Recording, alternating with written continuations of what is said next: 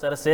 તો હવે નવી ઓપોર્ચ્યુનિટી આપ ક્યાં જોઈ રહ્યા છો? આપણા તરફથી સ્ટોક સ્પેસિફિક સિલેક્શન શું લઈને આવે છો વરુણ સર? સો અગેન આપણે જોઈ રહ્યા છીએ કે માર્કેટમાં જે સ્ટોક સેક્ટર સારા ચાલે છે એ જ ચાલી રહ્યા છે અને હું ફરીથી એ જ કહીશ કે એ જ સ્ટોક્સ ઉપર આપણે જરૂરથી આપણે દાવ લગાવવો જોઈએ.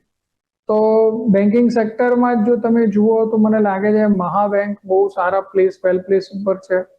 તમે જોશો તો મહારાષ્ટ્ર બેંક બહુ લાંબા સમયના કન્સોલિડેશન બાદ આ મુવમેન્ટ આપી છે અને અહીંયાથી જે રીતે સ્ટોકની રેલી બિલ્ડ થઈ છે કમ્પેરેટિવલી બીજા પીએસયુ સ્ટોક મહાબેંક હજી બી પ્લસ છે અને 52 વીક હાઈની નજીક છે અને અહીંયાથી જે રીતે મોમેન્ટમ બિલ્ડ થયું છે એ રીતે જોતા લાગે છે એકવાર માટે સ્ટોકમાં હજી મોટી મુવમેન્ટ આવશે.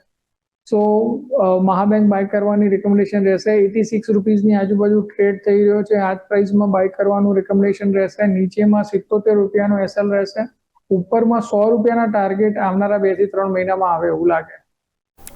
ઓકે, તો bank of Maharashtra Varun sir તરફની પસંદગી બની રહી છે જેને આપણે ધ્યાન પર રાખીશું. અને ટાર્ગેટ સ્ટોપ લોસ બંને આપણા સ્ક્રીન ઉપર છે.